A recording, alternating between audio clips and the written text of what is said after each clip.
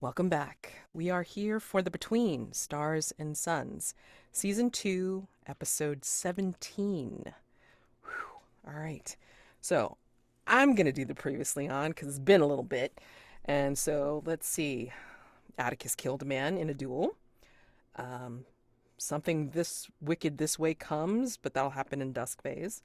Liat garroted Guinevere for Guinevere's benefit or Liat's. We're not sure yet. And John has made a hell of a bargain with Dame Georgie. So, yeah, that's pretty much where we are at for last session. And if you haven't seen it, go see it. Yeah, Liat owes a mask of the past, if you'd like to do that right now. Sure, I can get that done. Let me just find that mask. Yes, please give us the prompt about the love. Yeah. So narrate a flashback to when you first met the person you fell madly in love with. This is a few centuries later from when we last saw Liat as the sort of cruel high priestess despot who was running amok all over Bronze Age Assyria. And this place is green, it's verdant, it's lush, it's very different from the arid deserts that we saw her in previously. And when we see her, she doesn't look anything like she used to. Her hair is cropped, short, in a sort of almost bowl cut fashion. She's wearing plate armor. She's riding atop a horse with many others who are also decked out in similar armor. Clearly, she's somewhere culturally much different, much more Anglo-Saxon, if you will. But she's riding along. Her banner is one that would be familiar to those familiar with Arthurian legend as Lancelot's banner.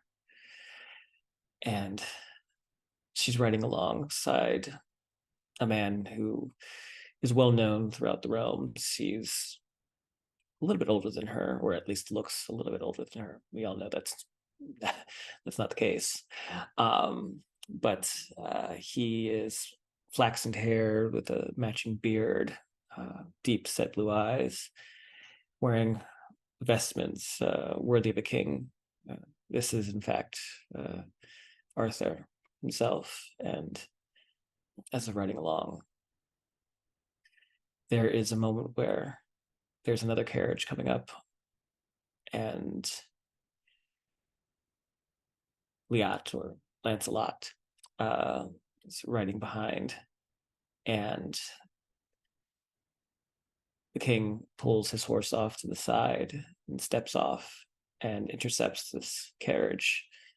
Inside, we see several ladies in waiting, as well as a bride-to-be, a woman, very fair, milky skin, beautiful crystal blue eyes, and this soft, beautiful golden hair, this shade of wheat. And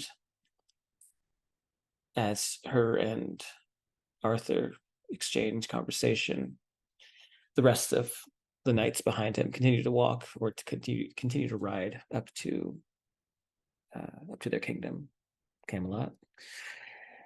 But there's a moment where Liat turns and looks inside the carriage, and beyond all the other ladies in waiting, her eyes meet with this beautiful, angelic-faced woman, and their eyes, in between them, there's an immediate electricity. There's a spark there that Liat herself hasn't felt in hundreds of years. She stops on horseback, and it's all as if, to those watching, it's just as if Arthur's most loyal knight is just waiting for him, making sure that he's taken care of and making sure that he's on the path and protected as the others ride ahead. But Guinevere knows, and Liat certainly knows, that this is just an excuse for Liat to drink her in as much as possible. And this moment between them where they look back to each other, there's an intimate connection that if Arthur were to scrutinize beyond himself, would know that he's never had with Guinevere. Thank you. Whew. All right. So I think we are entering D phase. Let me go ahead and change that. Character keeper. I think on the doorstep of of Hargrave House, there is Edwin Belmont. He is an assistant private secretary in the civil service, assigned to the India office in Whitehall.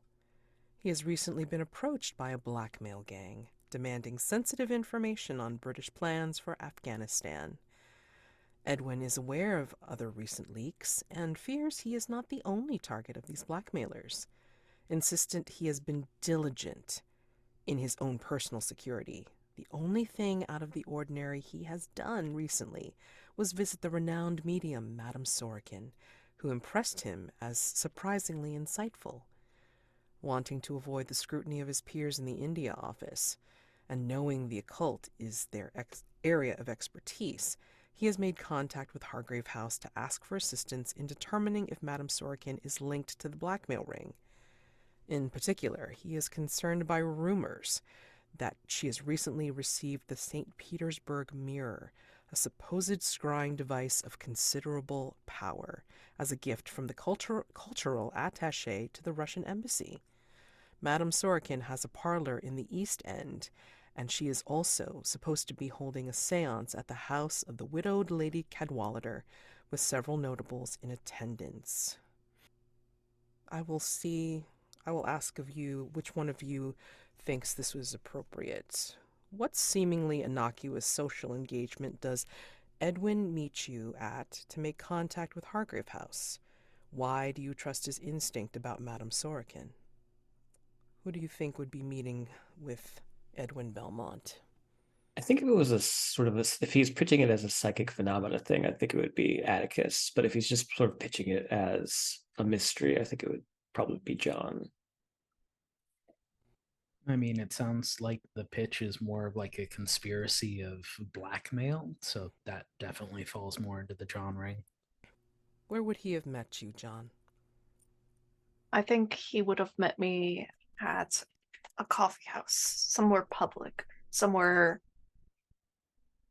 away, far enough away from the normal habits of those dignitaries.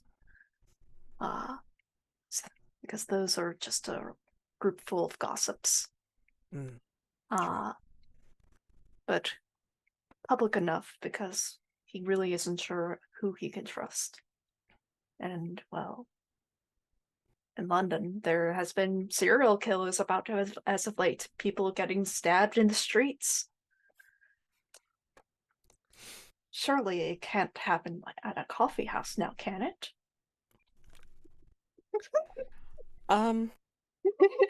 Why do you, Dr. Weiss, trust his instinct about Madame Sorokin? Even though you might be possibly dismissive of such things. It's obviously not supernatural, but however, it's about the connections, because like everybody who's been anybody has been meeting up with Madame Sorokin. She is the new hot occult, sort of the head of like the occult sort of area right now. And frankly, if she's not doing it, someone around her obviously is. So this is just people listening into conversations that they should not be privy of. This opens up a few questions and opportunities.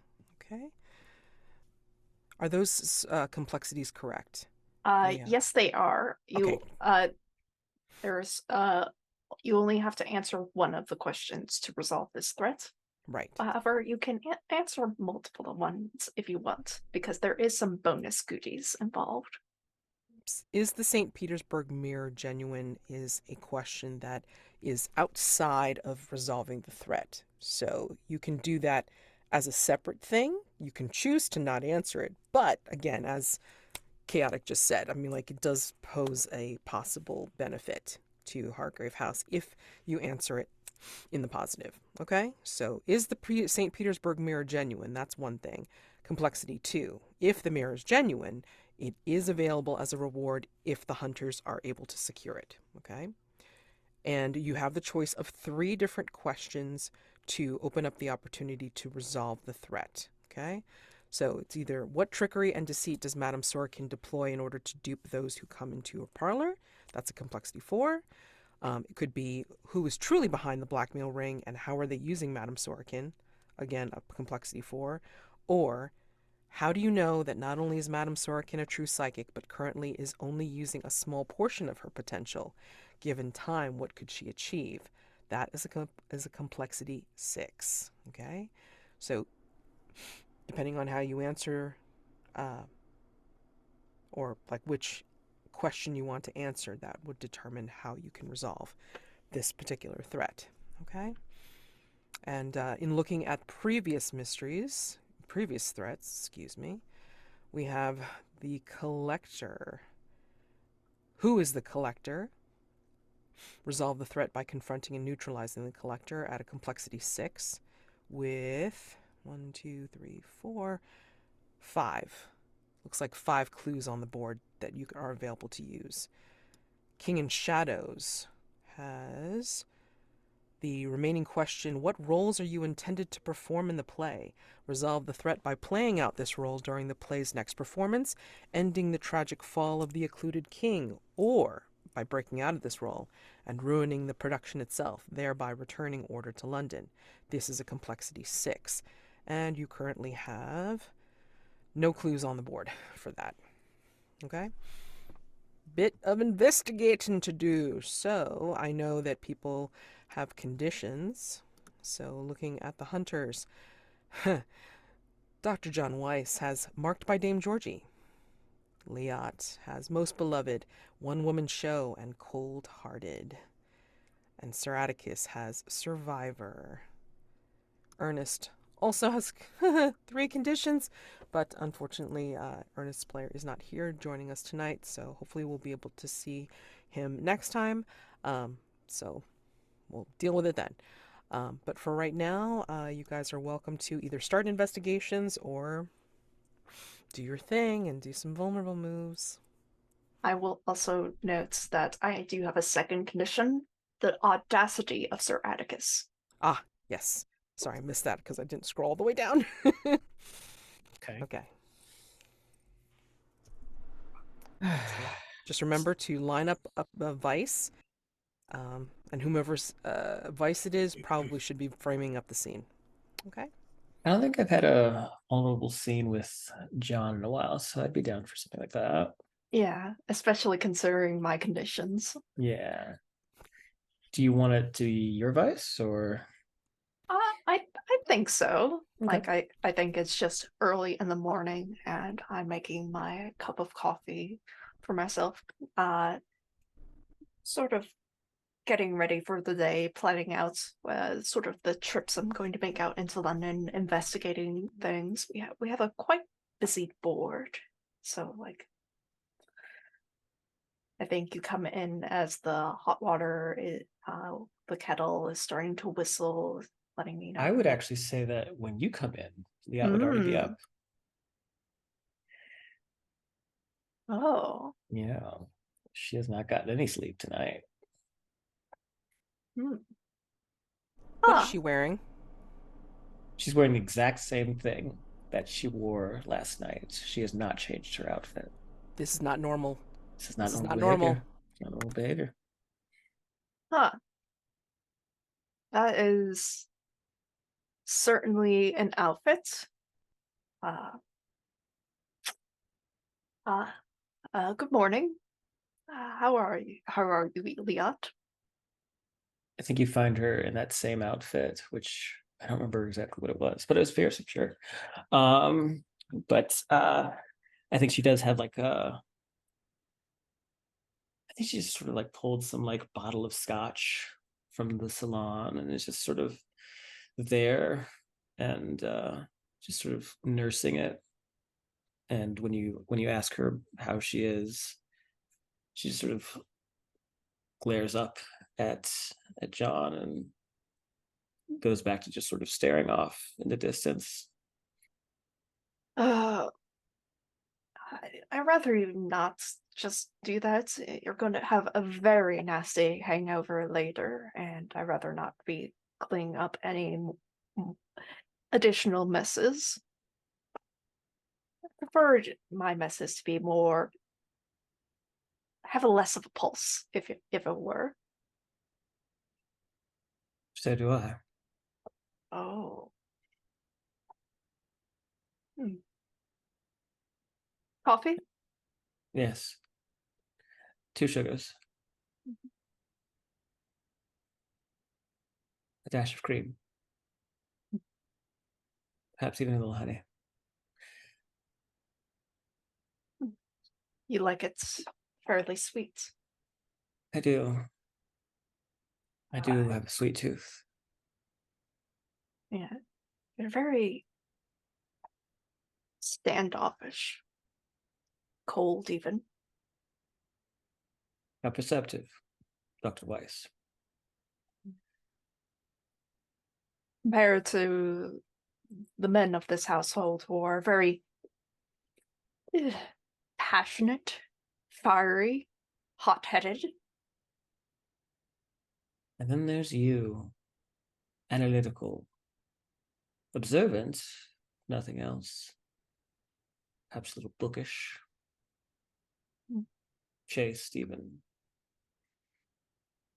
I suppose. There's proper mannerisms for people of London. Oh, fuck proper manners, my god. Do you Londoners not know how boring you are? There's an entire world out there for you to savor, and all you do is pilfer and pillage it. Mm. London used to be very beautiful once. Lush and green. Warm. Not always, but when it was balmy in a magical way. I've been in London for most of my life. It has never been that way. No. You don't seem much older than I am. You're kind. If you are much older than I am, you honestly, no, it's a bit too early for this. No, speak your piece. I hate nothing more than those who stifle their tongues. If you have something to say, then say it. Risk what could happen. Then you're just a bit of a brat, still. Perhaps. I did say you were observant, didn't I? Mm-hmm. No. But I am many things. A brat, possibly. But I do have a heart.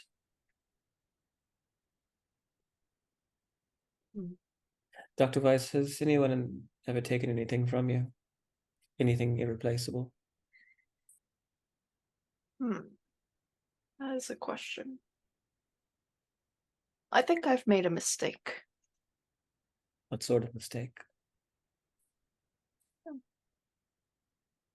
I thought I was lucky in reconnecting with someone, but it turns out they were just using me to further their own ends. I may be well learned in my books, but that is not all the knowledge in the world. Very true. Very insightful. What are you planning to do with this person who seems to have betrayed you? Watch and learn from my compatriots of Hargrave House. Either learn to be more fiery, or learn to be more cold and controlling, and learn to get ahead. Well, you want my advice? Play both. Make steam. It scalds in a rather unique way. Skin blisters, leaves its mark. It also obscures. Makes for a clean getaway if you need it.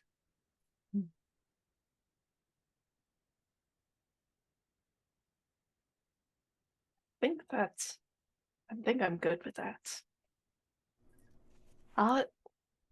Do you want to ask me a question properly? Sure. Let me think on it though. Mm-hmm. That's fine. I'm going to clear the condition of the audacity of Sir Atticus, because we're gonna combine hot-headedness and icy cold hearts to make steam. Love it. And I was going to clear cold-hearted because I think she was trying to connect with John in her own, bratty way. I like it. I like it. Nice. Oh, I forgot to make the offer. I apologize. So if anybody needs to change their dawn questions before dawn, do so. Next vulnerable scene, if any. Yes. I would suggest a vulnerable scene between Atticus and Liat, given that you're stuck with Most Beloved, and it'd be nice to have you with two empty slots for conditions. Yeah, I'm into that. Here, I'll ask my question and then we can move on to that scene. So I think as Liat and John are just sort of sitting there enjoying coffee, Liat will just sort of remark at first, you could have used more cream. Why is it you English feel this need to stay so buttoned up, so restrained? Don't you ever feel like unleashing yourself upon the world? Letting them know who you really are.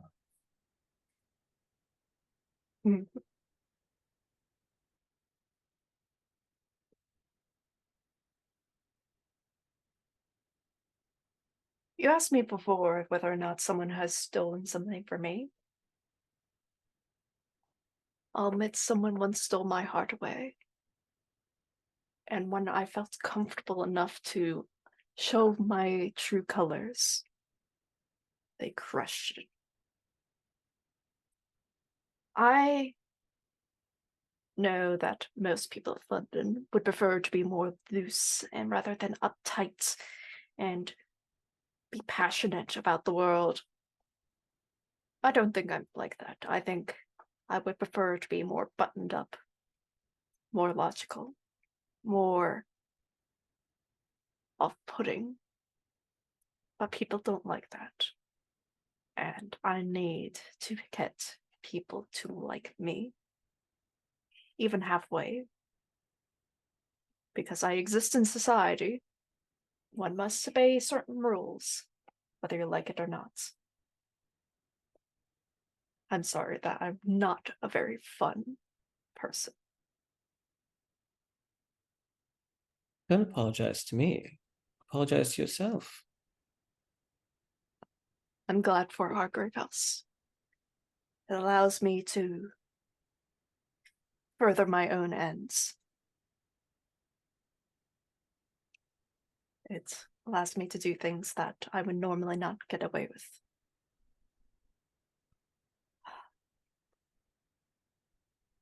I think at that moment when you say those things, John, I think you will hear a distant crack, as if something is growing somewhere.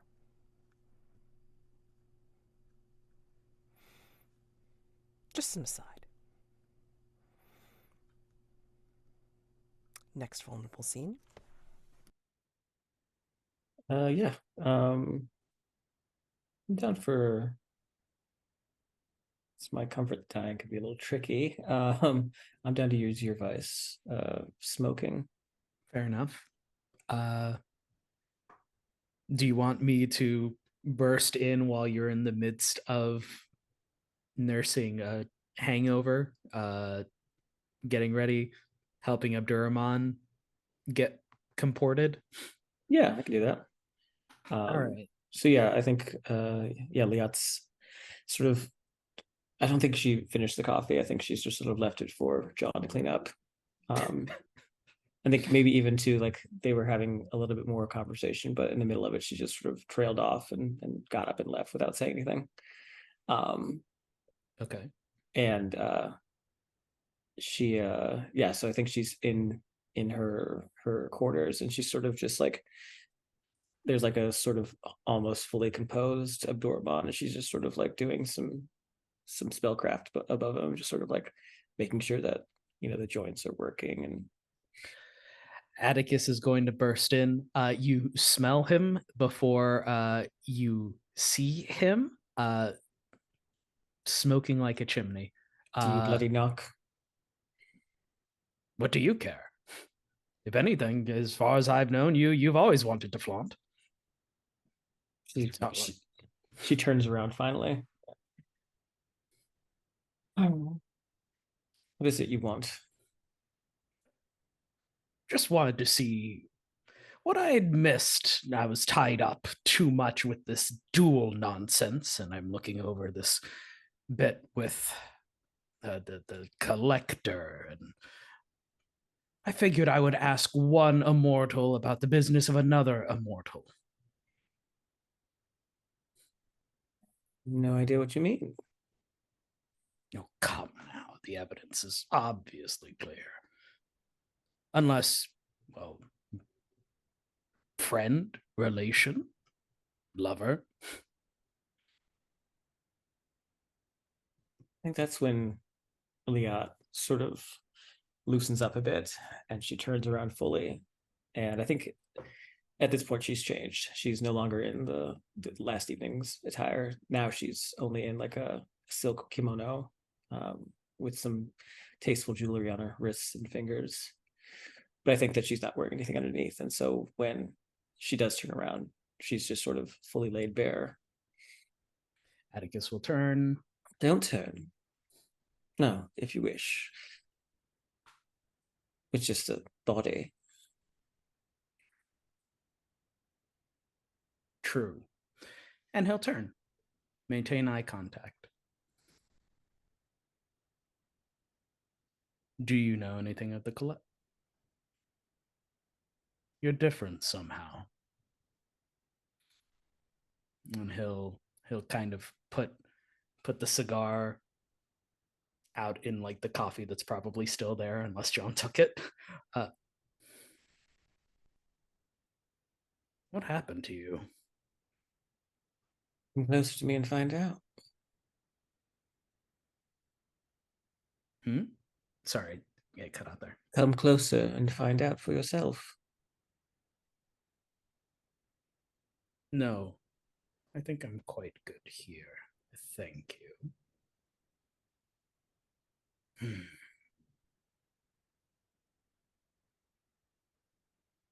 I had a night.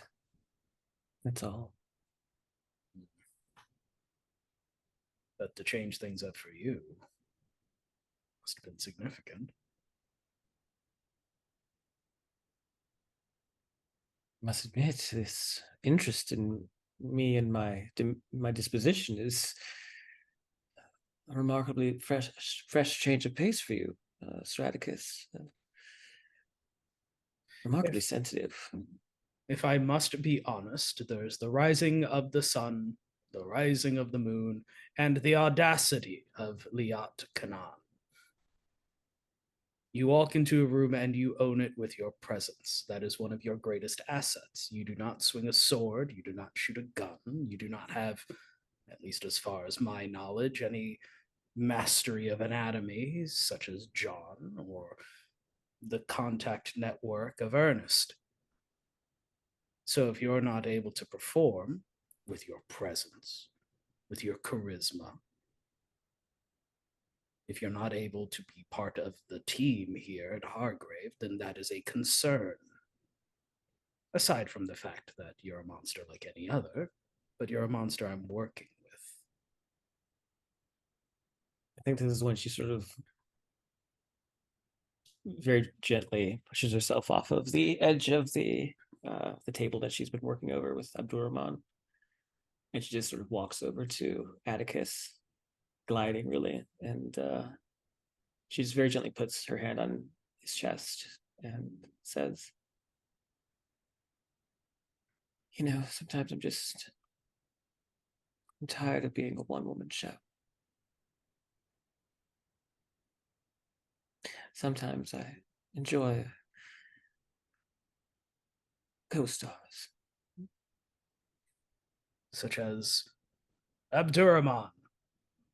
No. He's something altogether different than that. Really more of a stagehand. No, I mean, you must admit, there's a certain ennui that comes with living in this house, a certain longing, a yearning.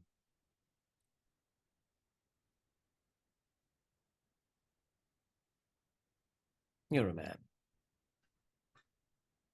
Yes. And I'm a woman. And I think if you're comfortable with it, I think that's when she takes Atticus's hand and sort of presses it to her belly. Atticus will hold it there for a moment and say, "You would be sorely disappointed in dealing with a hunter such as I." Only one way to find out.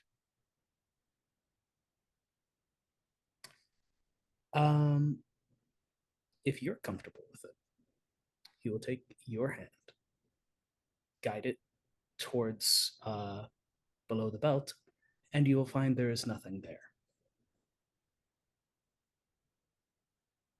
Intriguing. And he will pull away.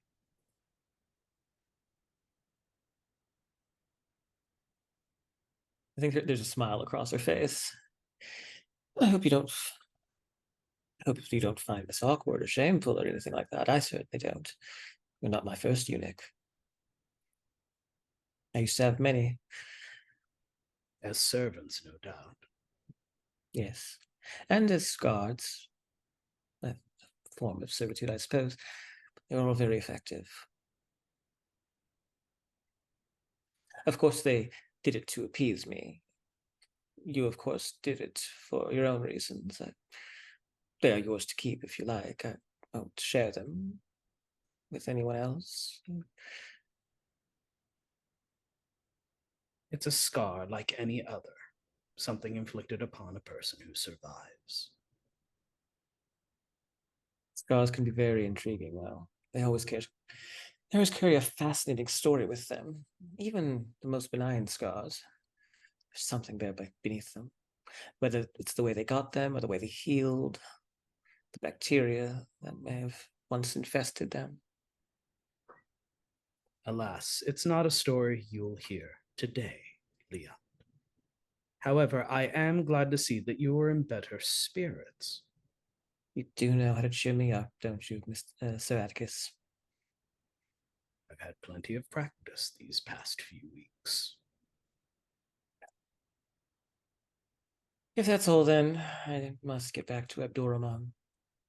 And I must continue to look over these notes for the collector or a mirror surely you'd be interested in looking at your own reflection, even if we have to steal it from some medium. Oh, yes, the St. Petersburg mirror. I haven't seen that one before. Be very interested in seeing it for myself in person. Well, maybe that's what we do today, assuming that your stagehand isn't prepared. Oh, he'll be ready. Worry not. And Atticus will bow and turn. Your call, Jack. I think you can find a clue if you like. I think I think we'll it's- leave the mystery there for a bit. Yeah. We'll find a clue about the collector. Okay. Sorry. Yeah, so if you don't have one right off the bat, go ahead and put Sir Atticus TBD in the collector's clue Got it. spots. Yep. And looking at conditions, so a lot of mentions. This is that was amazing, cool. So, yeah, Sir Atticus sounds like you can remove Survivor, and Liat sounds like one woman show is well, closed for now. I mean, that's both mine and Jean's vices. So I don't know if we can double dip for John and Atticus scene, or if we just move on to day phase at that point. Again, you know I don't mind having scenes just for the sake of having scenes. What's planned for next? Is this more scenes, or is this investigation? I think it really depends on whether Sir Atticus wants a vulnerable scene, because it seems like we're maybe investigating the same threats anyways, because we both have interest in the mirror. Yeah, sounds like a decent idea. Do a ride along. Maybe you can finally tolerate Sir Atticus now that you've vented over to Liat. Mm-hmm. Yeah. I mean, honestly, would Sir Atticus notice that? No, absolutely not. No. Atticus would have grabbed John and said, come on, lad, we're going. We're gonna find a mirror or an immortal, one of the two. What? Sorry. Welcome to Hargrave House. And Liat. Yeah, no. So I'm just trying to remember. We determined the first part of the collector threat, which was who knows things, and that was both Elodie and Mrs. Vardana. Correct. So I think that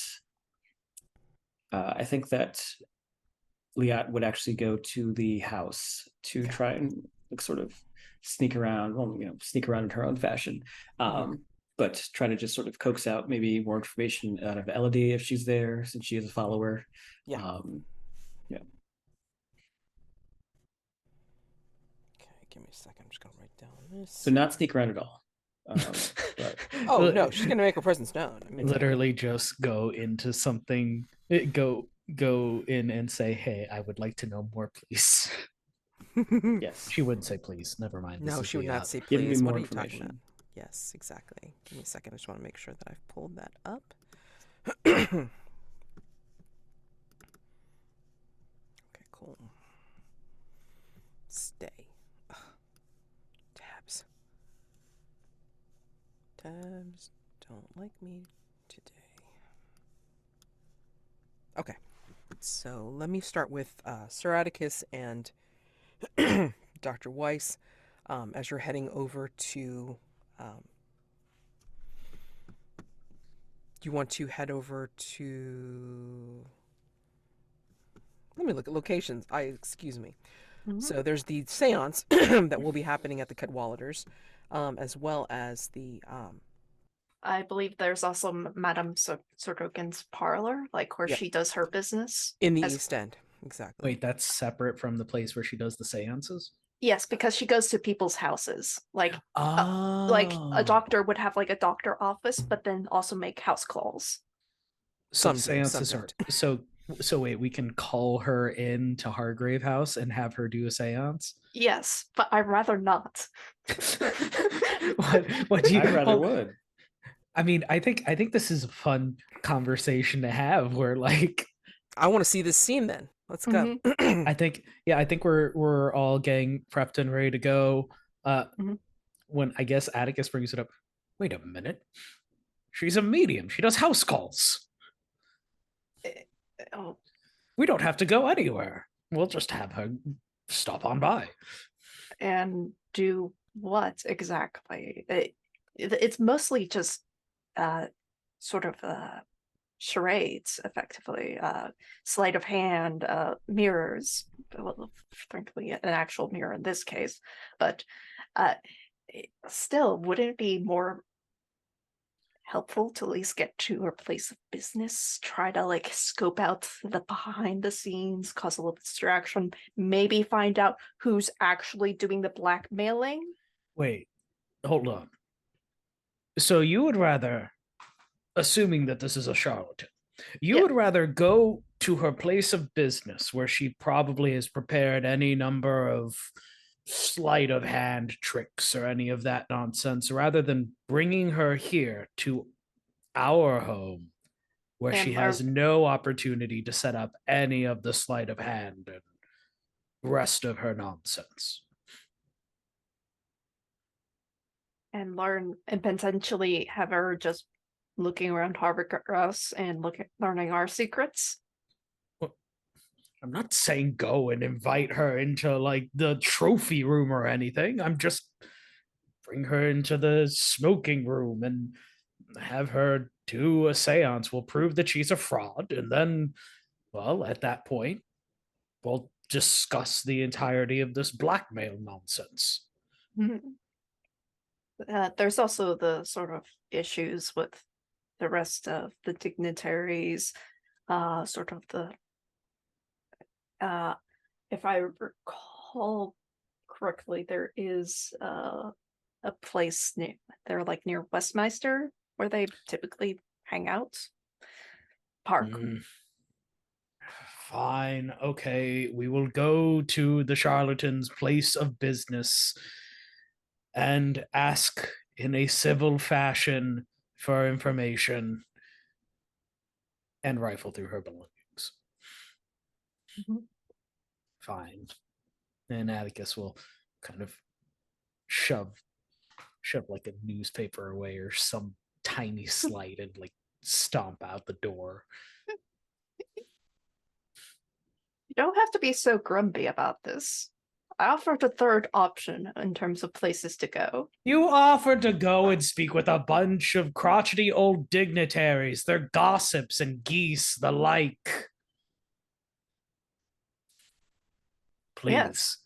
Next thing you'll be saying is, oh, well, we should go and speak to the Peacock Feather Society, the old biddy and her fake wizard folks. That probably isn't a bad idea either. We'll take it on that. Come on, let's go get a carriage.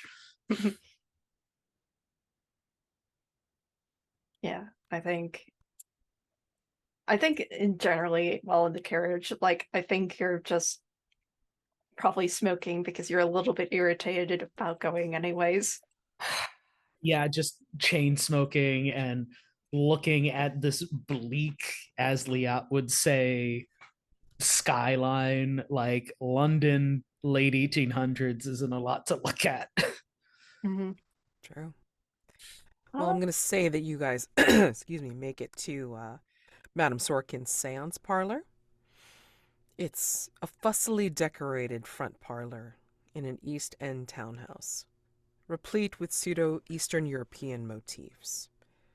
There's a large table with several chairs dominating the room, and it seems to be what could be the St. Petersburg mirror hung prominently behind Madame Sorkin's chair. It's covered over right now. The mantelpiece and shelves are covered in knickknacks and curios. So paint the scene, and you're welcome to put this in the London tab of the character keeper. What here is obviously cheap set dressing, and what hints at a true connection to the occult? There's obviously a crystal ball on the table. And like I think as like John is just looking at it, he like sees like the reflection of his face but upside down. And he knows that it's just like how the mirror is set up within the ball itself. It's a cheap parlor trick. But to most Londonites, it's like, ooh, a magical ball that shows the reflection of another reality. Ooh.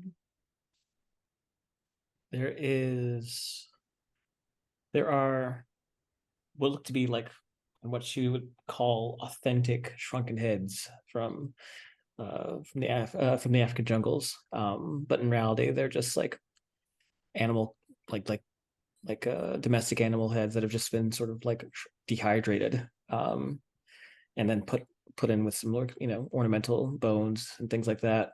But the real juicy stuff is in fact this the display case that they sit on, or that they rest on the display case, or sort of like lining the shelves on the back, is wallpaper, but the wallpaper is engraved with authentic alchemical symbols and occult symbols. I think that there is a skull that is supposed to be mythological in nature. Atticus picks it up as like, this is plaster. This is shoddy work. Hydra's head doesn't even look this way. And as he puts it down, he sees that there is a large silver bowl that is inscribed with runes that he has seen from some of like Mildred's books, maybe that he poured over once or twice. Oh, this is, knocks on it, expecting it to be tin. Is like, oh, it's actually silver. Oh, very, very, very good. And he'll delicately just try to put it back in place and make sure it's not obvious that he was manhandling whatever this thing is. Hello? Who's there? You see a woman with steel gray hair and a plain black dress seemingly glide out of the back of the front room, out of the shadows. Her eyes are calculating and looking you both up and down. I am Elsie Tanner. I am Madame Sorokin's assistant. How may I help you? Atticus will put on his winningest smile, even though this blew up in his face last time, and will say, my fair lady, I am Sir Atticus Wellington-Hughes, and I would like to use in want of privilege. All right. So, again, when you leverage your family's name in order to gain information or assistance, please, you must be an old family friend of the Wellington-Hugheses, monster hunters, acquirers of ancient arcane relics and the like. Hopefully there's a history between this lady and my family that is good. Let's find out. Let's find out. Let's find out. Yes. First roll, that is a 6 and a 4 plus a 1, which is 11. Nice. Okay. So yes, for excuse me. Want a privilege on a 10 plus. Person has history with your family and will help you for the remainder of the phase. For remainder of day phase. Sorry, I'm making a note to myself. Any information you can give me in the form of the clue, discretion, any role associated with actions they help you with are taken at advantage for the rest of the phase. Okay, so she's going to start, and it's like, at the mention of the Wellington-Hughes family, she's like, oh, yes, Sir Atticus. It seems to run through the family, yes? Yes, it is a damn shame that we are, alas, lacking in creativity for different names for our kin. I'm so sorry for being abrupt. We've had so many so-called skeptics seeking to disrupt Madame Sorokin's work. It's my duty to protect her from those who act in bad faith. I'm sure you understand. No, of course. You have to keep out charlatans, and he'll manhandle the skull he was looking at before, giving you shoddy pieces of work, unless it's all stagecraft, and, well, some of it is stagecraft to help enhance the experience. You are wise. It's very difficult to get actual skulls that convey the proper vibrations. So we have to do a little bit of, what's the term? Embellishment every once and again. Well, have no fear. You will find no skeptics here. Right, John? We are two open-minded individuals here to ask questions of the fine madam. Yes? John just doesn't say a word and just nods his head politely. All right. I'm going to, pardon.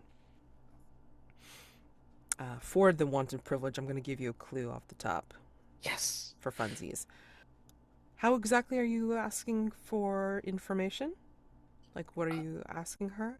I think to start, just if she's been harassed by skeptics, maybe getting some more information about them. Maybe they're related to other people who are looking into this blackmail ring, or people who are making contact.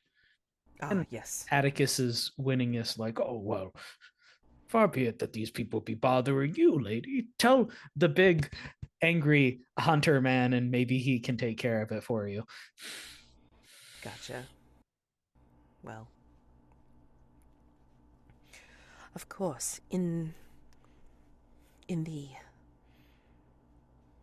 progress of her readings, I mean, of course, there's going to be sensitive information about, but that does not mean that she should be harassed in terms of being called a liar or a fake. I mean, it's ridiculous. She has the talent, and she uses it to benefit. We are going to be going over to a Lady Cadwallader's later for a seance. It seems the lady is wanting to call upon the spirit of her recently deceased husband.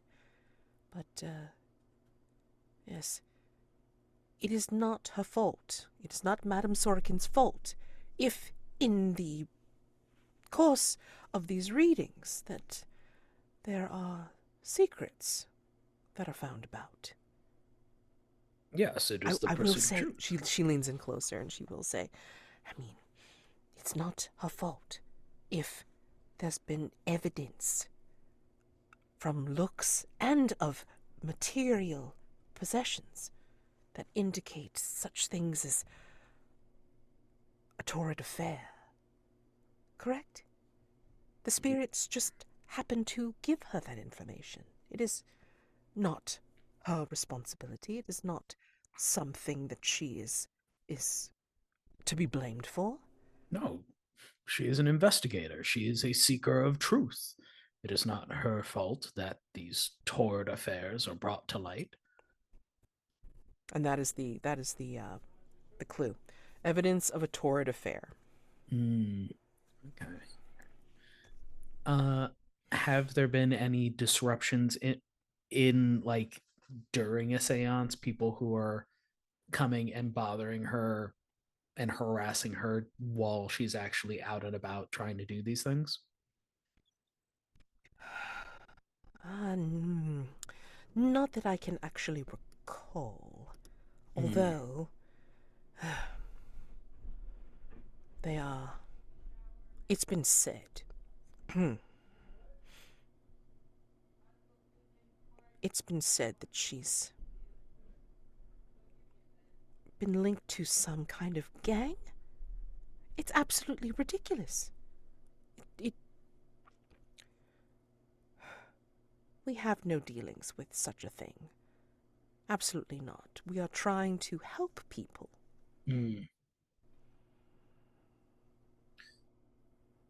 Would John want to like poke about while I'm Oh, distracting yeah. the There is a covered mirror, and I want to go poke at it. Of course you do. What's that? Looks What's- dangerous. I'm gonna poke at it. All right, great. Information move, please, you snoop. Sorry. Nice.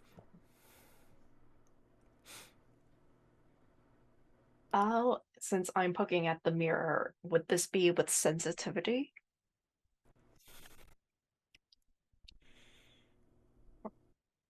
Or is it reason? Pardon me. Ugh.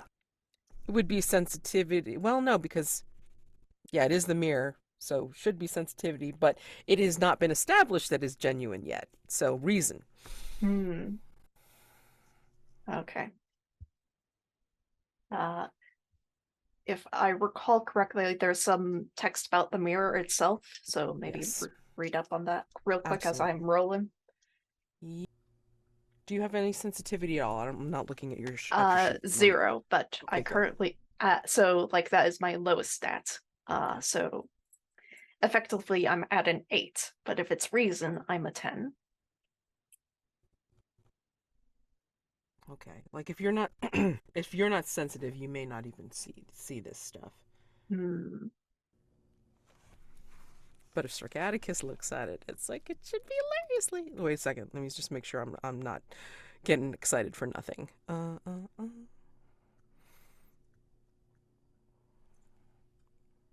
Nope, I can get excited for something if he looks into it.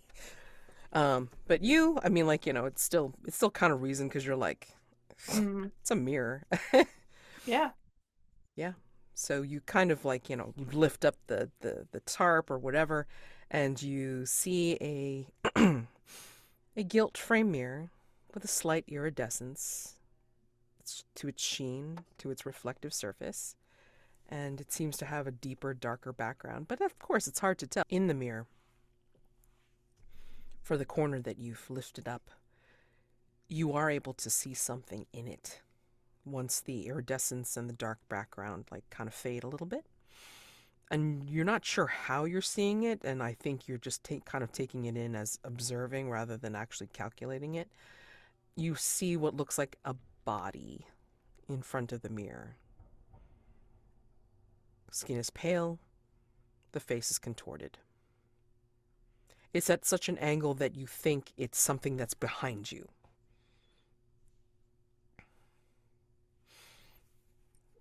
Oh. I kind of like subtly put back the sort of covering and look behind me. There's Nothing. no button. No. No. I mean, it's the rest of her parlor. But yeah, you looked in the mirror and you saw the clue, which is a body in front of a mirror, skin pale, face contorted. Let me go head over to Liat before I give you the complication, John. I rolled a 10. Oh. Oh wait, because I'm not sensitive. The roll was with reason. Okay. So. Okay. All right. So, yeah, get your clue. No complications here. Okay, great. All right, let me go over to Liat. Liat, you just head over to the pardon, the house. No. Marching up with my homeboy Abdurrahman. Yes. And are you still wearing the kimono, or are you wearing something Oh, different? I'm wearing something very different. I am wearing. What am I wearing? I think I'm gonna wear sort of like a like a sort of like a sari almost, but with this sort of like bejeweled cape full of gold coins and precious gems. It's dragging along. It's very heavy, which is why Abdurrahman has to carry it behind me. And it's sort of like bright fuchsia, long gown. I think her nails are also like very long and ornamentally designed with like precious gems and pearls and things like that. She's very much a baddie right now, but yeah, as he drapes this gem-covered cape gently down on the steps. A doorman will knock on the door for her as she waits impatiently for it to be opened. Okay. Yeah, I think, pardon. It's not long before, after he knocks, that the door is flung open and you immediately see Elodie's face. She looks worried, and as soon as she sees you, Liat, she immediately goes down on her knees. Mistress, oh, it is so good to see you. She averts her eyes. It's good to see me alive. Is it a surprise to you? No, no, absolutely not. But I just wanted to show my devotion. She looks to Abdurrahman, and without a word, I think Abdurrahman just sort of goes in, takes her by the hair, and pulls her in. And Liat looks back and steps inside the house and shuts the door behind her. But she remains on her knees. Yeah, he's just sort of like bracing her up, making her look up at Liat.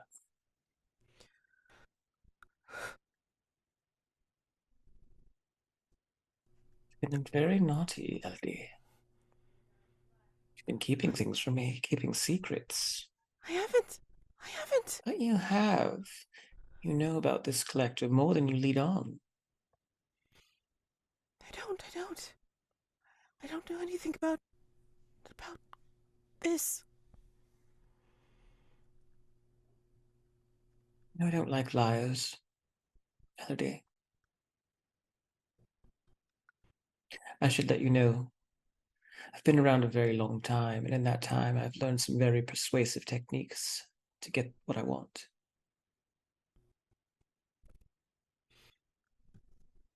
And I want the truth. Yeah, I think you'll still have to ask. Pardon. I think you'll still have to do the information move just to see, like, what she'll be able to tell you. All right. All of her Well, presence. Oh, yeah. I'm trying to see if I want to use if I have anything that I can. No, I don't think I have any items that I can use for this. So yeah, just 2d6 plus presence. Mm-hmm. Presence. That is a 12. Oh, Hot damn. Before she tells you about something, anything that she knows, I think your eyes will wander away from her face and then go a little bit beyond to a little table. Now, mind you, this place has been full of stuff. I mean, like, again, about all sorts of old things that you recognize from your past, and they're still here. And I think there's a little table that seems to have a chess game set up to go, and it's a very ornate set. But the one thing that you notice is that this chess game has the king missing. And it looks like it's set up to start with the queen's gambit. This is your mastermind clue. All right. Okay. Yeah, we'll pick up the queen piece and looking at it. I think it's the white queen. Okay. And she just sort of looks down at Elodie, puts it in her handbag, just knocks the chessboard off the display onto the floor. She actually turns very pale upon seeing this. I don't know anything. I really don't. I have this note that was left. I couldn't tell the detective. And, Produce it. yep. And then she will show you where she's stowed it. Basically, it is a note that seems to be on beautiful paper, woven even. So it's got some thickness and texture to it. And it's got ink that seems to be bleeding on its edges, as if it's not completely something that is stable. But the note reads, "You will be mine." And that's the clue. A note that reads, "You will be mine." Yeah, I think she looks the note over, and I think the fireplaces are lit, and so I think she just sort of looks it over and then tosses it in. I appreciate this final last bit of honesty from you, Elodie. Her eyes start looking fearful. I think without saying anything, Liat just sort of extends her foot from out of her skirt, and she's wearing these sort of like toeless, sort of almost like gladiatorial sandals, but they've got like these like golden heels on them. But she has her toes out, is sort of just looking down on Elodie, presenting them to her. I think wordlessly she will lean down and, I mean, if Abdurrahman is still keeping her hair back, so she Oh no, has to. he's like letting it go so that. Okay. Yeah. Okay. Yeah. So then she's keeping her eyes on you, Liat, with a very limpid, fearful gaze. But she will go to your toes and essentially start, if it's okay, she'll start sucking on them and I kissing them. think when she's done that for a little bit, I think she'll let Liat just sort of looks over at Abdurrahman and gives him the signal, and she withdraws her feet, and Abdurrahman will take her by the back of the head Mhm. and put her head face first into the fireplace. Mm. And I'm going to use taketh. Yep. Okay. Go ahead and read that off. Taketh is when you destroy a side character, physically, spiritually, or socially, describe how it makes you feel, scar your reflection, and roll with vitality. So I'm going to go ahead and roll with vitality now. Go ahead. Hold on. Oh. She is a worshiper. There's a little bit more text there. Oh, if No the side need to character is a roll. worshiper, there's no need to roll. Whoa. I don't have to And roll get anything. to choose 3. Fabulous. I totally missed that. Thank you. It's the giveth taketh combo. Yeah, I love it. So yeah, I don't have to roll anything. Yay. Yeah. So I'm going to clear my most beloved condition. I think this is sort of a turning point for Liat. And I'm going to take something from my victim, in this case Elodie, and put it in my personal quarters. Okay. And I'll take the next roll with advantage. Okay. Make sure that you mark that. And as this is happening, I think the scar and the reflection manifests. We cut back to the British Museum, the basement of the British Museum, and we see some of the workmen. They've got these sort of oil lanterns, and they're doing some maintenance on the statue. And one of the scaffoldings just sort of breaks, and one of the men with the oil lantern spills, and some of that fiery oil splashes on the statue, sort of causing it to go up in flames for just a bit. Thank you for pointing that out.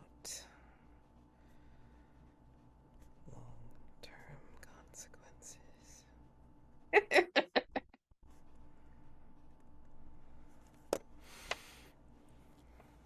I imagine you still scar your reflection, obviously. Yeah. So go ahead and mark that. And how do you feel, Liat? I mean, she definitely feels with it sort of lifting with the most beloved that like this is her at her most ruthless. Like she understands that this is sort of her war mentality. She is in her head led with grace and her charisma and her personality up until this point, but now she is just sort of taking no prisoners. This happens, and then you experience this catalytic reaction. I think the flames of the fireplace spark in such a way that they gleam and reflect in your eyes. And that is where we're going to see Liat at this point.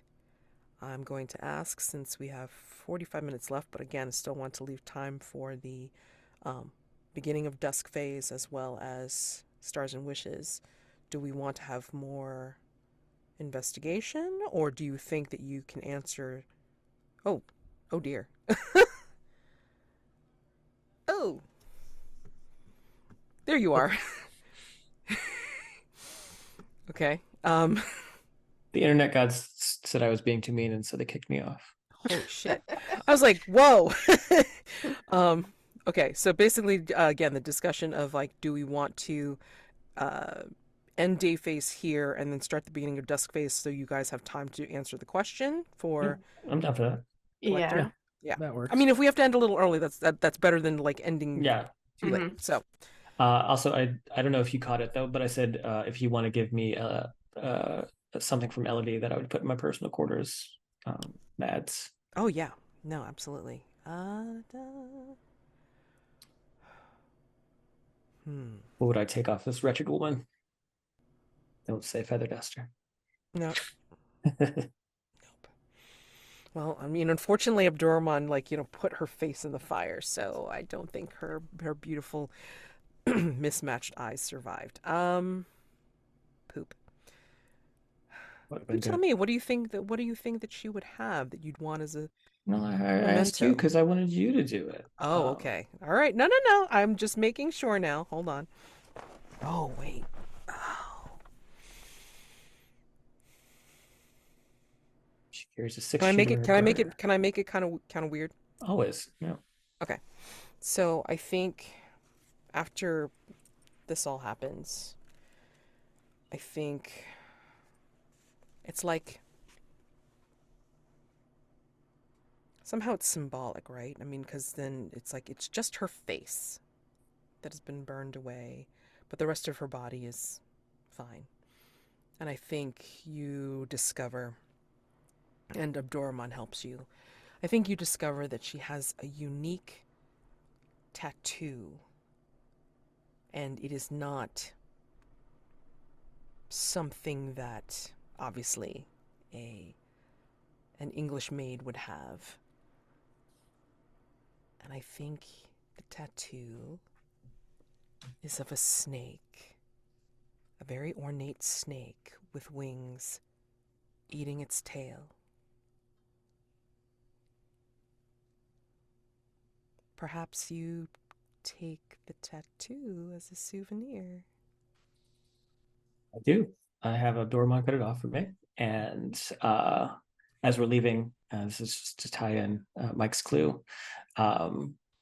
She notices a map that seems to show these pathways that trek across the world. Mm-hmm. And she'll just sort of motion to Abdurrahman, and he'll smash the glass and take the map and roll it up, and they'll take it with them. Right. So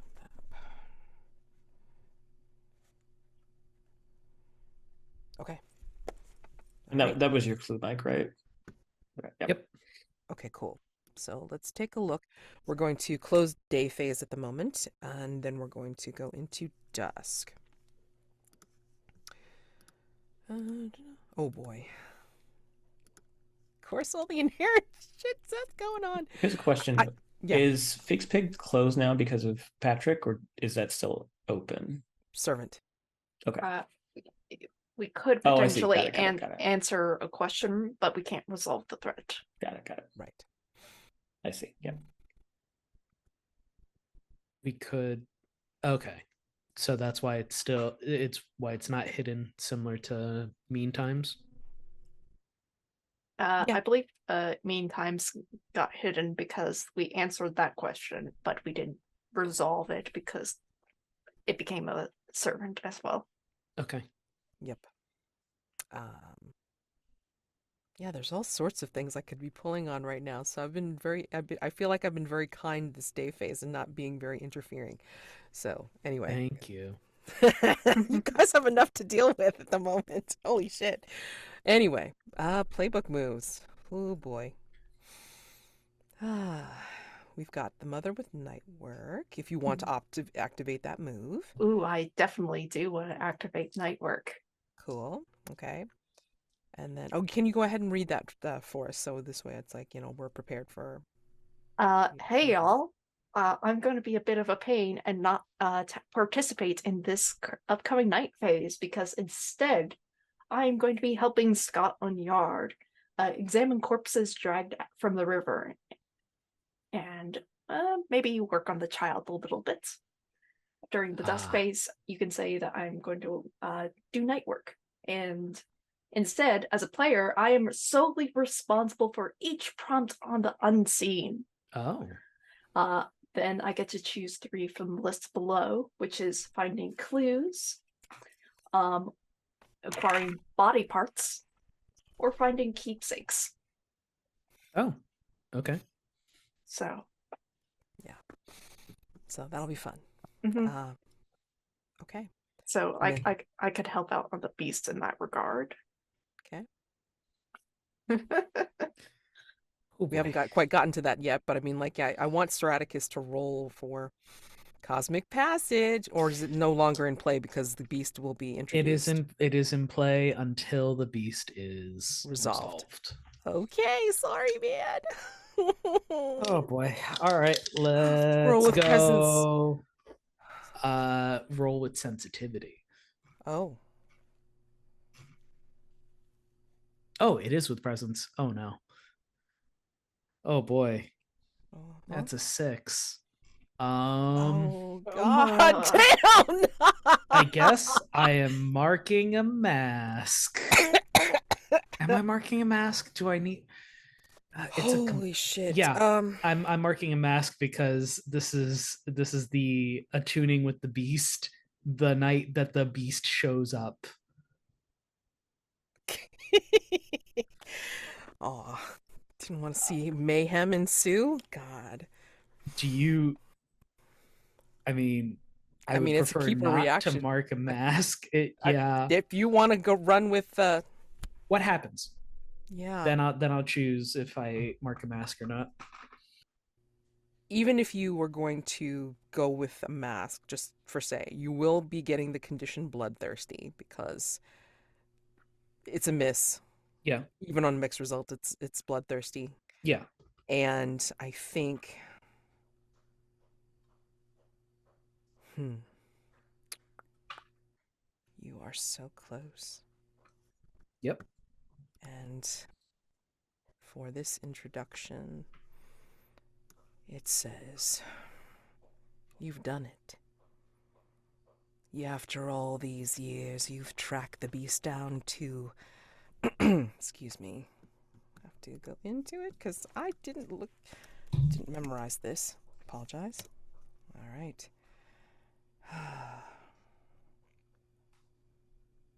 You tracked it down to an industrial slaughterhouse. It's been used by the local criminal element for disposing of problems. And so...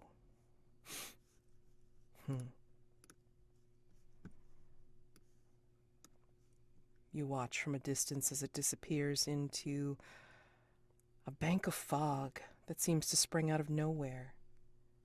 You know the beast won't be alone. But will you be? How easy would it be to slaughter the thing now and get it over with? Cold blood is made warm by the thrill of the kill. That's what your mother always said. But maybe she was wrong. Maybe a slower hand is needed. Either way, make your move soon. So, this is the introduction to the beast. And... 2 questions, or excuse me, 2 questions present themselves. You would pick one for the opportunity to resolve the threat. The first one is, what makes the beast most vulnerable? At a complexity 4, you could resolve the threat by using the beast's weakness to physically destroy it, or what curse binds the beast to the legacy? Complexity 6. This when you would resolve the threat by lifting the curse and returning the beast to its home. Complexity 4 or complexity 6. Your choice. Okay. All right. Will you ask for help in this quest?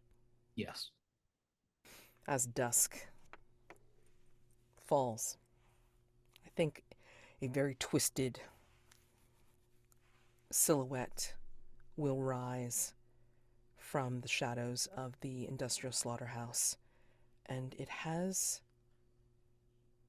a strange scream as its stripped stag's head opens and creaks its exposed mouth and jaw. What does it sound like as you hear this from across town, from wherever you are?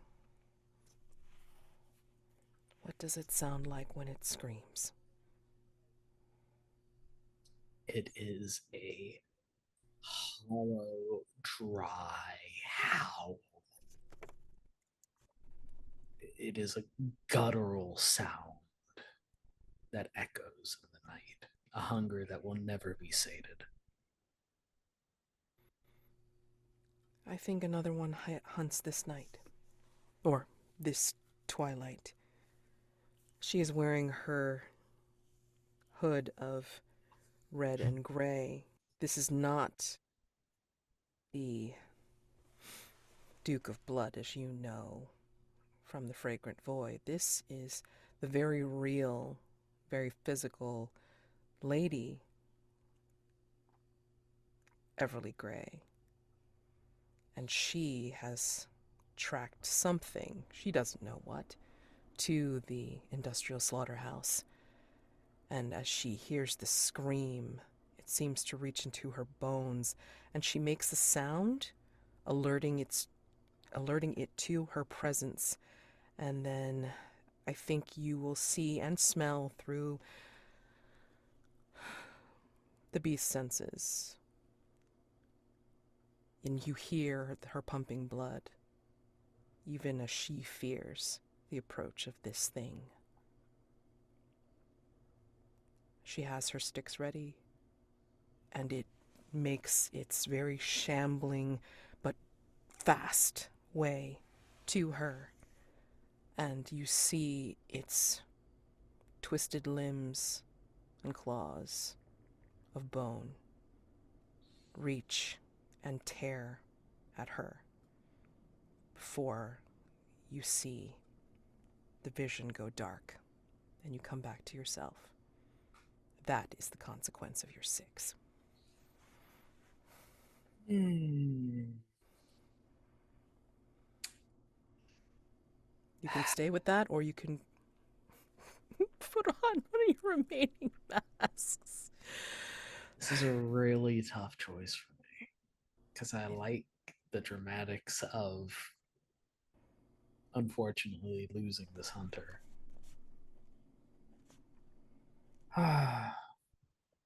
It is up to you. Jack Chaotic, I'm at a loss here. Like, I'll put my input on it. If you decide to go with this failure, I'm going to negate my night work, and I'll come with you during this night phase. why? Because I don't want you to be alone. This is me as a player rather than John. Yeah, John doesn't care, but John doesn't care. John gives a shit. Doesn't give a shit. I heard that cry and thought, free body. Oh my god. Oh Jesus. That's the mother in a nutshell. Why That's would true. we use No, an entire night hey. phase when there's a body just right there? True. But no, that's so sweet. Goddamn. Jack? Okay, sorry. I will say that it's very sweet of Mads to put her own hunter on the line so that you don't mark any more masks. So I would say let it ride. It's very dramatic. And I think it's it's a good narrative beat. It's a good, like, this is the beast. This is the thing that, has been building up for 1.5 years now. I think this is it's got to make a statement dropping in, and I think that's a pretty big statement to. It's a horrible trope, and I hate It's a it. hero but killer. Yeah. But I mean, like, she's very capable, but yeah. It's okay. I will let it ride, but I feel that this will not be the last that we see of her. Well, not. I mean, the last you'll see of this iteration. Yeah, there's once John gets a hold of her, parts of her, you'll see parts of her later. Parts of her will live on. Oh God. So we'll let it ride. I'll take Bloodthirsty. Yeah. Yeah. Yeah. And the beast knows. The beast and you smelled her fear. And you hear what sounds like a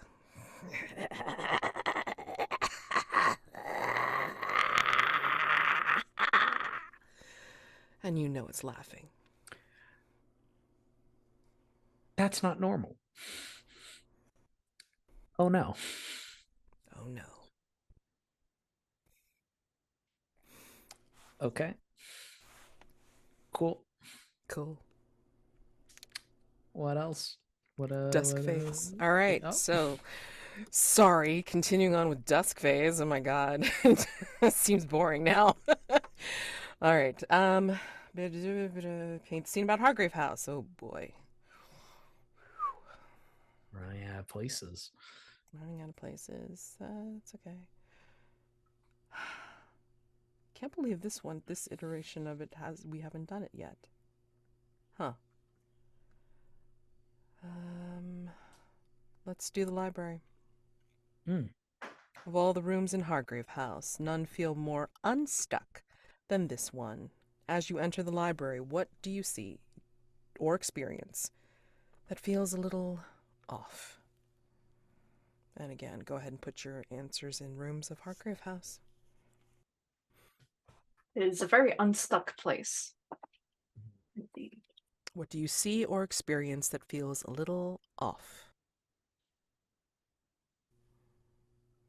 I think that there's a skylight, and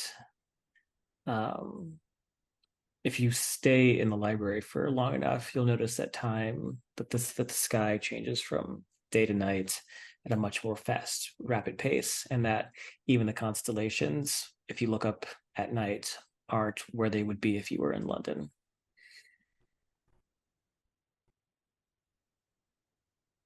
If you read in silence for a prolonged period of time, you begin to hear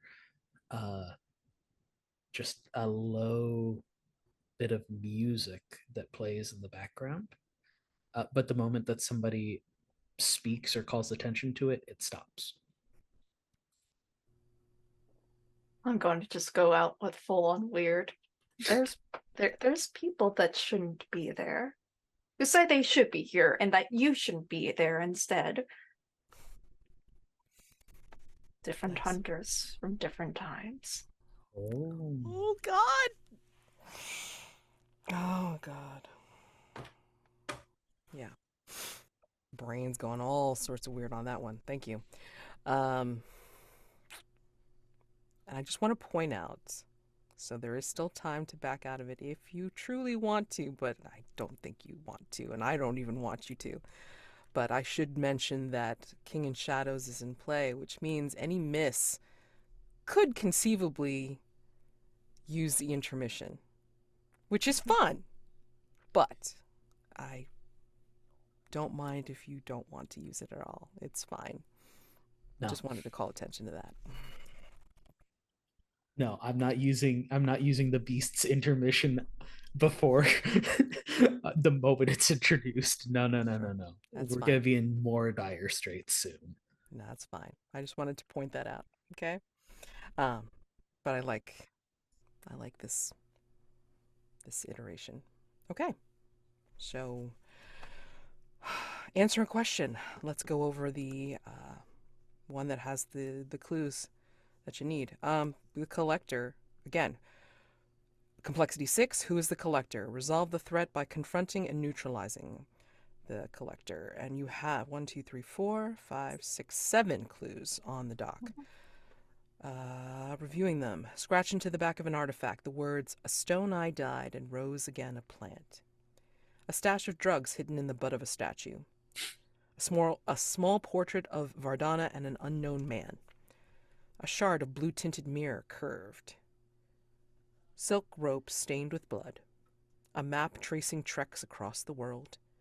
And a note, ink bleeding on its edges, saying, "You will be mine." Any possible theories whatsoever?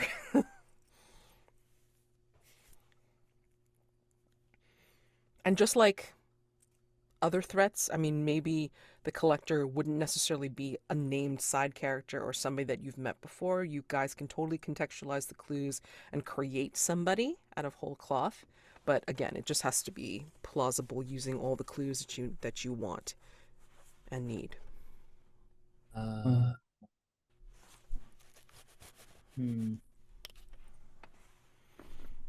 So I'm gonna go out on a weird sort of branch here. We like weird. I think that Mrs. Vardana is the killer, but it's not Mrs. Vardana. I think that it's sort of a dual identity sort of thing, not like DID, but an actual different side of her. Like, and it's actually this man who is in this mirror with Vardana.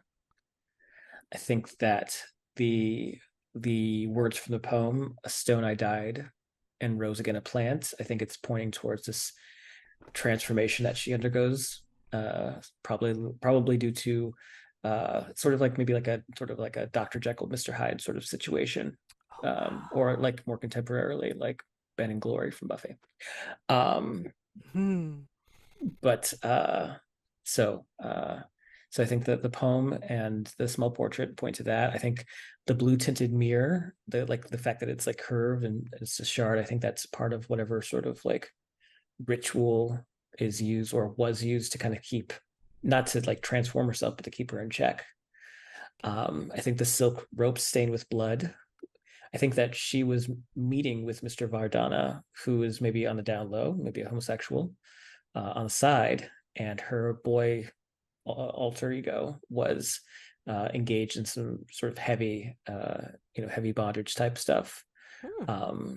And the "You will be mine" note is from Mrs. Vardana, as like sort of like a "no, you belong to me" sort of situation. She's essentially battling herself for him. The only things that I don't have explanations for are the stash of hidden drugs in the butt and the map Tracy treks across the world, but that's what I have so far. What if... Now, mind you, it's like, it was in the context of what she has said. Like, she just tracked Vardana down. So are you saying, like, it's kind of like like the alternate personality, like, has known and has been here, Yeah. but then she has not been conscious of this whole thing until now, but when she's been conscious. Yeah. Okay. That's Are they not amazing. allowed to lie? Like, can our... I mean, I think lying would be also fine too. We have that information, but it could be a lie. True. I was going to suggest unreliable. Sure. Okay. I was going to suggest Body Hopper. Body Hopper. Okay. The original prompt notes that Vardana was found with 472 on forehead. I think this is the 472nd jump from the original person. I think most of what you're saying, Jack, can stay. Just instead of a split personality, this is the original person that was wearing Mr. Vardana effectively is now in the ex-wife. Mm-hmm. The "You Will Be Mine" was directed towards her. The map tracing treks around the world could be all of the Like the body places hoppers. where the body hopper has been. The stash of drugs could be a habit maybe that was picked up during one of the original jumps. Nice. Or maybe, I mean, Go weird, come on. it could be like an organism that has to go up the butt. Oh my god, that's so fun. Holy shit. That's the point of entry. Holy I was gonna make it this big arcade thing, and your response is like, oh but god. what if it was a butt alien? Like, sure, all right, let's go. Why not? I mean, Okay. Chaotic, Yeah. you were gonna say something? What was Mrs. Vardana's first name? Did we ever get it? I'm Rita. Oh, Okay. Because I was like a little bit worried that we may have killed her at some point. Wait, hold on. Let me look at the No, we didn't characters kill again, because I have to remember, like, Elodie's been killed. Yeah. Her partner has also been killed. Like in terms of like the other dude. I was just trying to make sure that it wasn't accidentally Elodie Vardana or something like that. Oh, Oh no, Elodie's the servant. Yeah. Yeah, Elodie's Elodie Fallow, the housekeeper. Sorry. Got it. There was somebody that Liat did meet over at the museum who was who's a Wingus? The friend, Arthur Walsham. Yeah. Then I think there was an appearance of the detective Terrence McPhee. Mm-hmm.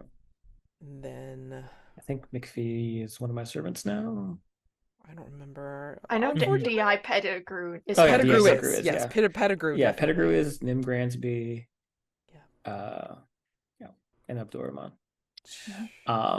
Okay, obviously I threw out the butt thing as, another alternative, but we don't have to go That's with hilarious. that. I think it's funny. I think this also means that like we can kill the body, but it might still try to escape. Mm-hmm. Yeah, we just have to wear like steel trap diapers or something like that. Oh God. Oh, that's. No union suits for us. Oh God. We're all wearing pants. Chastity belt ahoy, it's like both ends. Oh my God. All right. Okay. Okay, so then if we want to go that way, the thing I'm also thinking is that if it's sort of like an interstellar, extraplanar being, that maybe like the blue tinted mirror is actually part of the vessel it came in. Ooh. And maybe as a collector, he was collecting these items, and this item just so happened to contain piece of, or this item was one of the items was a vessel for this creature. Sure. And he broke it open, and unfortunately, it's like we have a Prometheus problem. Yeah. Ooh, that's really cool. All right. Yeah. Because actually, like when you first like put out the theory, Jack, I was immediately thinking of that movie. I think it's called *Malignant*, with the twin, the body twin and stuff. But I mean, I'm just as good with this too. I mean, like the organism. So I mean, like that works. Come on, let's go. We're all about the weird. The theme tonight is weird. All right. Let's go.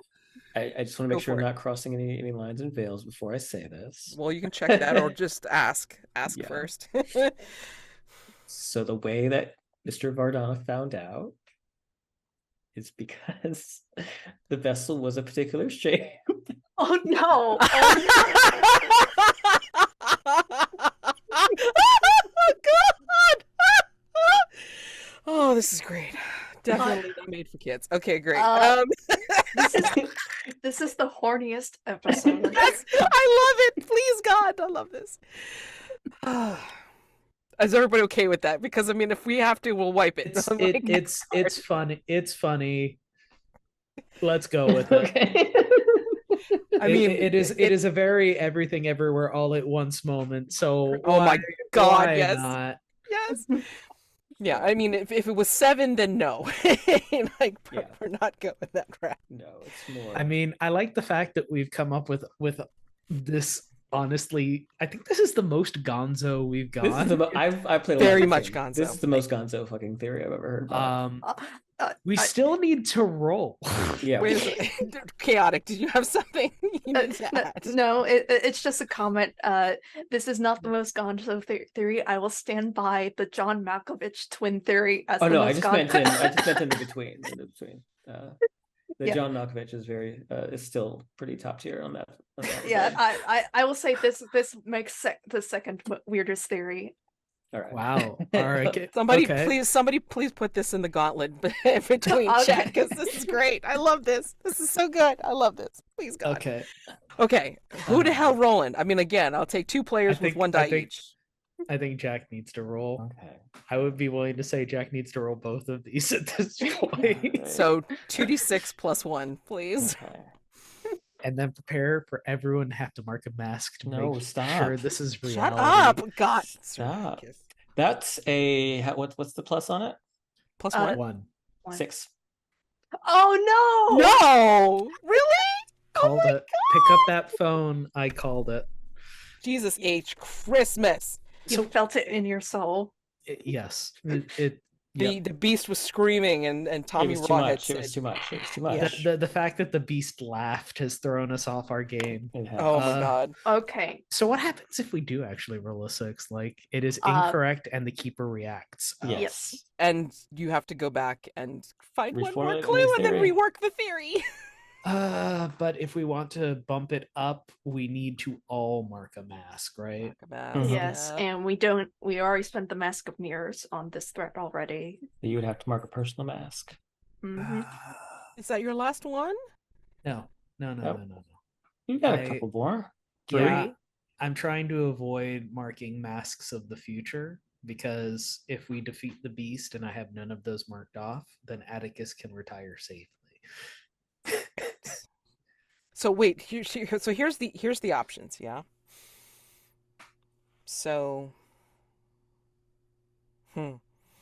yeah, I mean that's pretty much it. I mean, like, you'd have to Yeah, I would die with no future masks marked. But wait a second, you do have future mask marked because you have Cosmic Passage. He can Which unmark gets- it, so. It gets unmarked once the beast is resolved. Hold true. on. Oh. Hold on.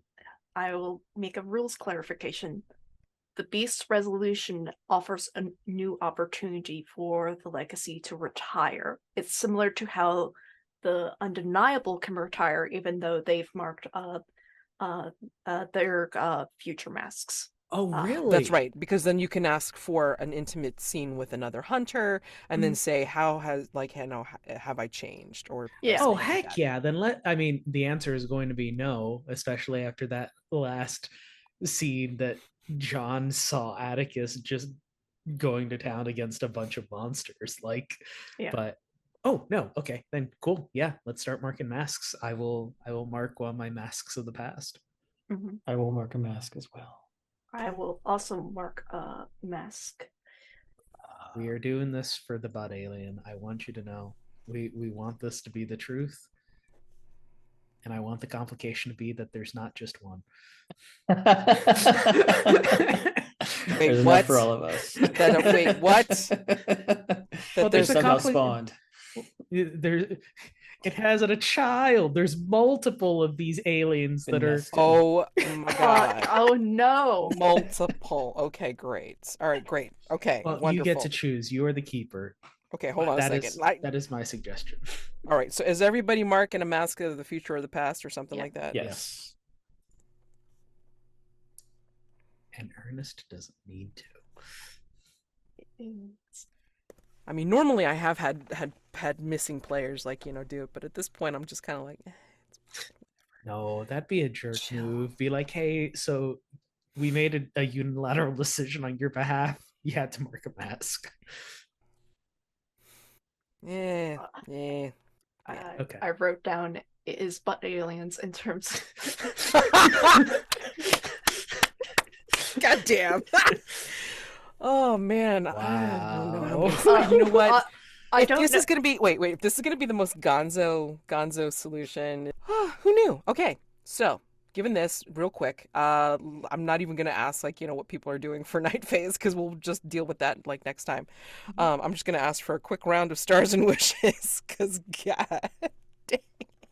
Star for everybody for entertaining this theory and falling on your collective swords for it. Heck yeah. No, it's funny.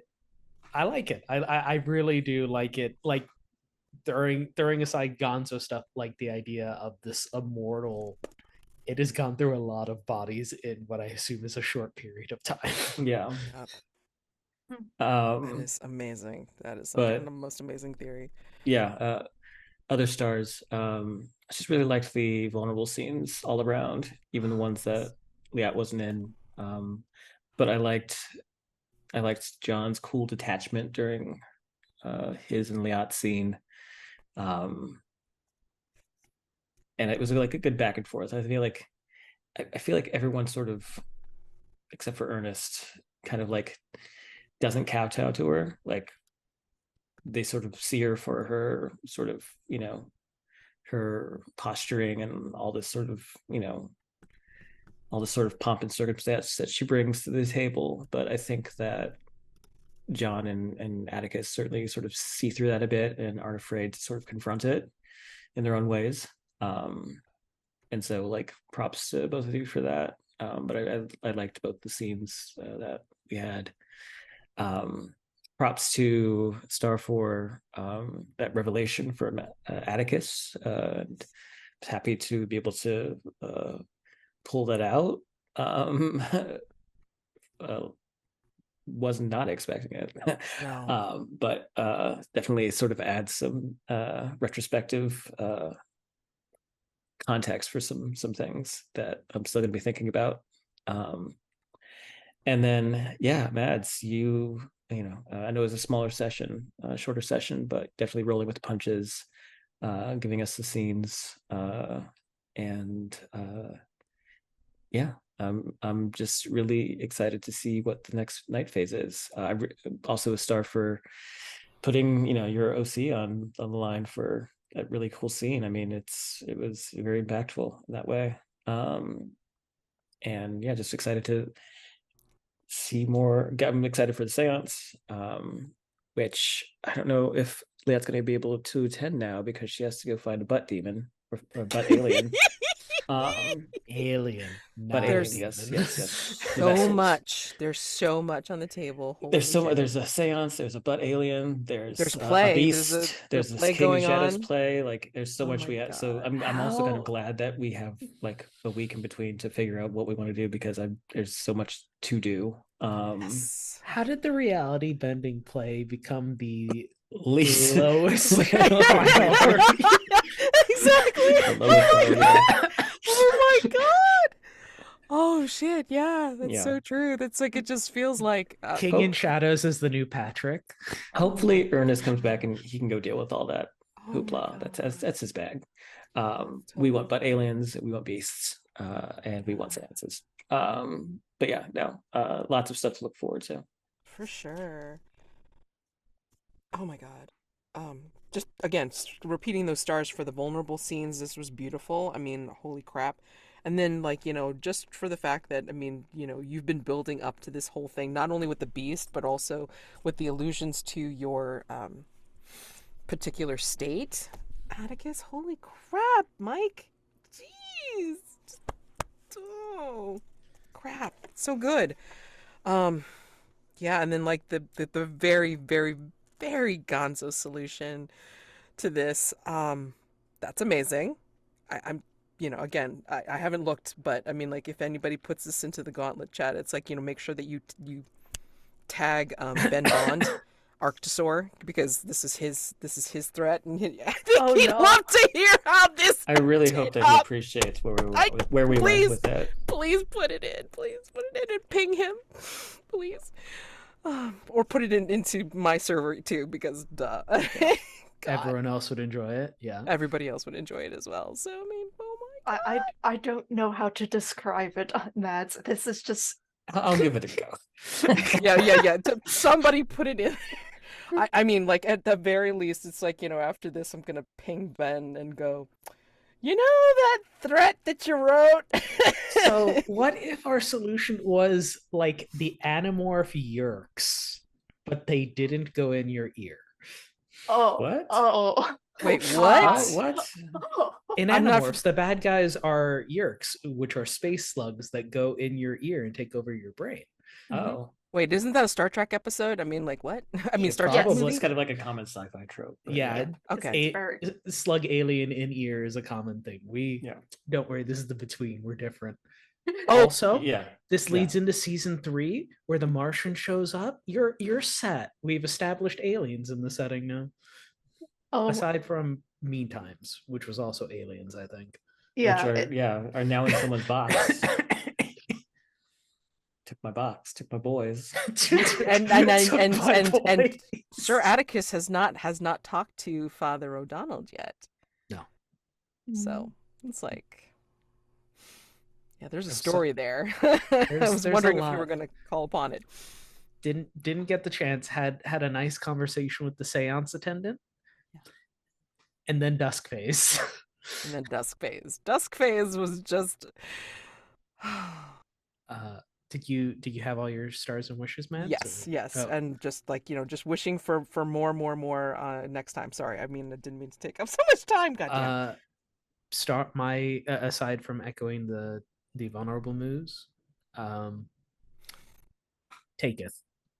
Oh my Yes. god. That was That is brilliant. that is my highest star. So Taketh. brilliant. Also chaotic for taking pity upon a poor hunter like myself, for tanking the 6 and deciding to change your night move on my behalf. Thank you. Mhm. That's My beautiful. wish. I want us to face the beast. I have given you a powerful tool, and I want to be terrorized by this thing. Please. Yes, and still got to investigate because there's still Mhm. clues that's still a question that has to be answered. Yep. Yep. So can't wait. I have questions about that, but we can talk after. The recording. Yeah, talk afterwards. It's fine. Yeah. God, I'm gonna echo all the stars. Very good vulnerable moves. Taketh. Just taking John to a seance place and just having like getting ribbed by Sir Atticus, and then me having to nod along about saying I am not a skeptic. John is very clearly a skeptic. Oh, I should probably mark that question since I did. I mean, if you've evinced anything in the day phase, like please mark that off as your Yeah. John question. Yeah. damn. Yeah. Very- I'm ready to just get thrown about and try to take hits for Sir Atticus while we handle the beast because I want him to survive. So yeah, there's that. And I gotta give a star for you, Mads, for going into that very creepy scream, which got Mike like to just react. Oh, that's not normal. That was very impressive. To that Gonzo theory, like without like skipping a beat of like, oh, that was just really good. But yeah, Went so- from here to there. Can't even see my hand. Mhm. Yeah, it was great. Mhm. Oh my gosh, guys, thank you so much. As always, wonderful session, and oh my god, so much more to do next time. Yay! I'm typing this up and it's just I know you can't even believe it yourself, but just go ahead and put it in there. Ping Ben, Bond, and then just be like- yeah. You should be you all should be very proud of this. Proud is a word. Proud is a word. Proud is a word. Say word. It is a word. It's a word. I can't wait. There What are is this? syllables. Oh, and Actually, then no, it sounds a little. so I don't know if you could I doubt you could see this, but it basically this is my son's been playing with a label maker and it says I am feeling pretty good and lol. That's a And vibe. That's and a he's mood. he's also ordered me to next time when you guys fight something that I've been ordered to give you pocket sand. Don't ask me why. I don't know what the fuck, but he said I must give you pocket sand. So All right. when you Okay. fight I mean, something, pocket for sand. Liat, it could just be, some of Elodie's remains. She just sort of scooped them up and put them to her Could pocket. be. Could be. I mean, like, I'll take it. I mean, like, obviously we're Pocket going like ash, the the same thing, right? complete League of Extraordinary Gentlemen slash I don't know what. I mean, I don't even think A24 gets this weird, but hey, okay, it's fine. It's fine. Oh wait, yes they do. Duh. Everywhere all at once. Never mind. I'm being silly. It's okay. All right. So, you all have a wonderful night. We didn't end too badly, and then too badly. Happy gaming if I don't see you before next week. Okay. Mhm. And yeah. Bye.